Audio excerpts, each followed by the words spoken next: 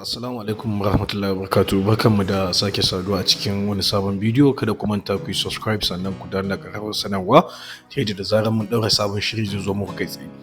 A cikin wannan bidiyon zan nuna muku yadda ake amfani da chart patterns, yadda ake amfani da su a kasuwan forex, a kasuwan crypto, a kasuwan stock da duk wani kasuwa da ake amfani da candlestick ake reading price action. Abinda za mu koya a cikin wannan bidiyon shine kamar haka: yadda za ka identifying chart patterns, ya za ka gane su, the reversal, continuation and neutral classification, yadda za ka kalli reversal da masu dawowa, the bullish and bearish classification, the logic behind each patterns, sannan the different way to trade the chart patterns, hanyoyin da za ka buga trading ɗinsu, da kuma advantage disadvantages of chart patterns. Su ne abubuwan da za mu duba a cikin wannan bidiyon. Course code: create a reference for you to learn the advantages and most importantly the advantages and pitfalls of chart patterns. So duk wannan abin da nake so a considering anan shine wannan chart patterns din ana amfani da su ne a kowane kasuwa da ake reading price action. Sannan kada ku manta wannan ba investment advice bane, misali ba shawara bace. Duk wani abu da zan faɗa a bidiyon nan ban faɗe shi dan na ba da dama ka je ka yi investing kudinka a wani waje ba, kawai dai na ba da ilimi ne gwargwadon abin da na sani. So duk wani abu da zaka je ka yi investing, wannan na riskin kudinka a kanka ne. So za mu fara da chart patterns classification. Me chart pattern classification? Misali raben su nawa suka kasu, misali guda nawa ne su, wanne ne aka fi considering ɗinsu. So a mai da hankali sosai saboda su wannan chart patterns da su ne suke ba da movement na market na price action. Ga su nan sun kaso guda biyu, shine direction da time, yadda market ta kasu da kuma yadda ta rabu. Me direction? Direction that price will go after the chart pattern. Bi ma'ana farashi zai tafi bayan chart patterns ya faru, shine ake kira da direction.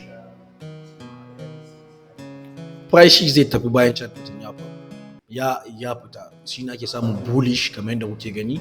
Ga bullish ko maybe ta yiwu after an yi breakout above kenan, sai kuma bearish after an yi breakout below. Type, menene type? Reversal, continuation and neutral. Bi ma'ana reversal wanda suke dawowa, what will happen with the price after the pattern in relation to what happened before the pattern. Zai iya yiwuwa ana buying ne, za ta iya dawowa selling. So menene reversal? Shi kansa ainihin gundarin reversal ya yake, gashi nan kamar yadda aka rarraba. Gashi arrow blue yayi sama, yana nufin yayi ƙasa, reversal. Misali price din yana sama sai kuma ya dawo ƙasa, ko yana ƙasa sai kuma ya koma sama, shine reversal. Reversal chart pattern, misali ana buying a dawo selling, shine reversal chart pattern. In ka fitar da pattern ɗinka zai baka selling. Continuation kuma shine misali ana yin buying din sai kuma market ta ci gaba da buying. Misali dama market ta faro daga ƙasa, so in ta je dama za kuma ta ci gaba. So ta yaya za ka gane haka? Su ake kira wannan continuation chart pattern. Ko kuma market na selling, in aka zo kuma wani specific place ta ci gaba da selling. Me neutral? Neutral ɗin nan su ne ta iya yiwuwa ya yi reversal ko kuma ya continuation. Yawwa, ta yiwu ya ci gaba da abin da yake. So chart pattern classification, direction da kuma type. So example, bullish reversal pattern, bearish continuation pattern. Wannan su ne misalansu. Akwai bullish reversal pattern, sannan akwai bearish continuation pattern.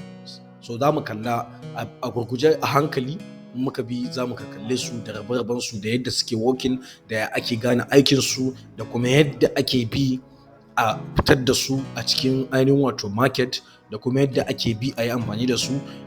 Kada dai ku manta kuma kada ka yi trading ɗinsu iya su kadai. kowane lokaci suna iya canjawa. Misali, there is nothing 100% in the forex, crypto, stock, in this any other market da ke reading chart, nothing 100%, komai zai iya faruwa. Yawwa, so don't trade chart pattern alone. Kada ka trade din su kadai, ka samu da wani confirmation din ka hada, maybe hada da candlestick da wasu some indicators. So ba a trading din su alone, but suna wannan za su taimake ka sosai wajen karanta chart. So a mai da hankali, aka mai da hankali za mu yi bayanan su dalla-dalla ɗaya bayan ɗaya, za mu ɗauki kowanne da reversal ɗin da continuation ɗin da neutral ɗin. So za mu fara da reversal patterns.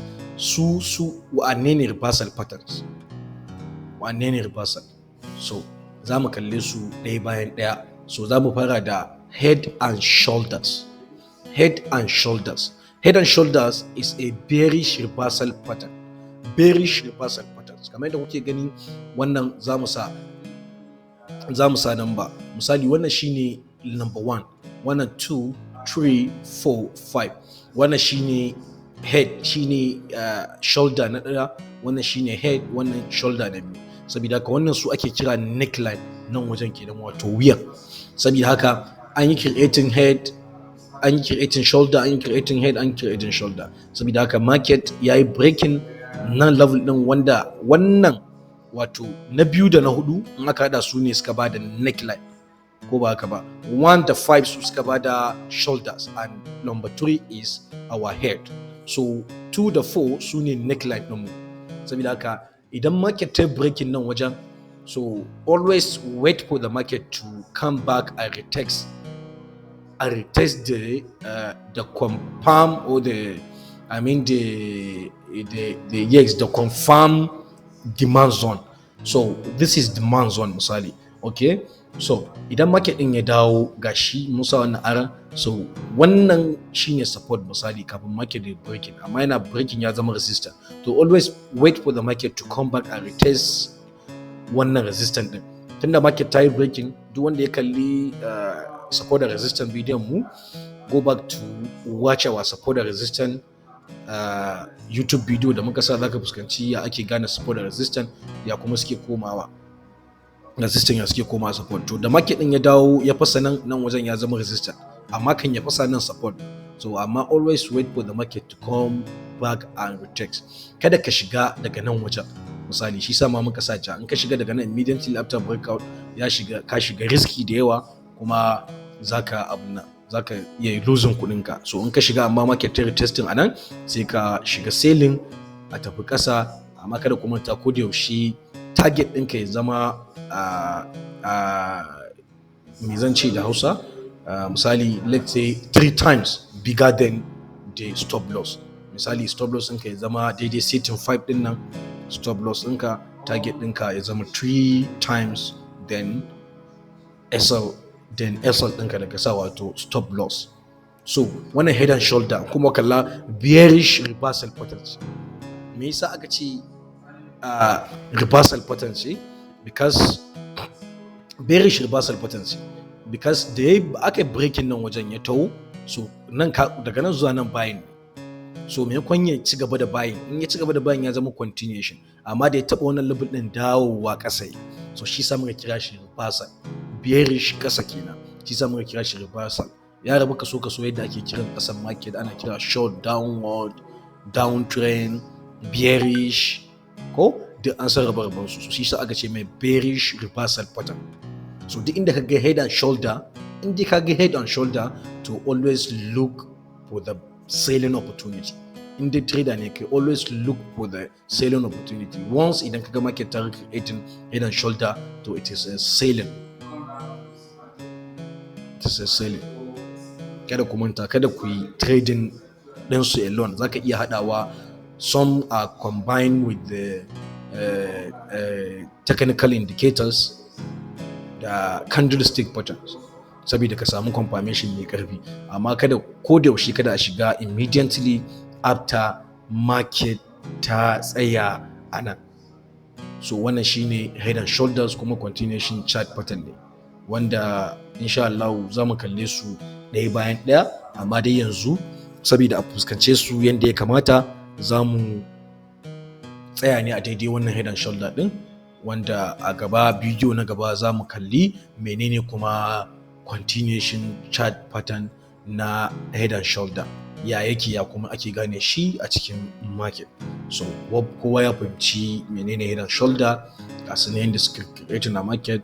Nan sai ka fitar da neckline ɗinka which zai zama support ɗinka. Market akwai there is some traders da suke trading tun daga nan, yayin da market ta creating false shoulder, ta creating head, ta zo nan wajen, so yana juyowa nan wajen in dai suka ga already sun zana resistance ɗinsu a nan wajen. So idan market ɗin ta riba su a nan, su za su yi trading kawai iya next shoulder da wannan head and shoulder za ta create, bi ma'ana daga nan zuwa nan, which is target ɗin ɗan kaɗan ne kuma risky ɗin is yawa za ta iya juyawa. So ko da nan ɗin ma da ta retesting, duk da ta retesting ɗin zai iya juyawa. So there is nothing 100% a market, but make sure ka mai da hankali sosai, ka yi risking what you can afford, at least 2% of your capital. Kada ku manta ku yi subscribe, sannan ku danna ƙararrawar sanarwa ta yadda da zarar mun saka bidiyo na gaba zai zo muku kai tsaye. Mun gode.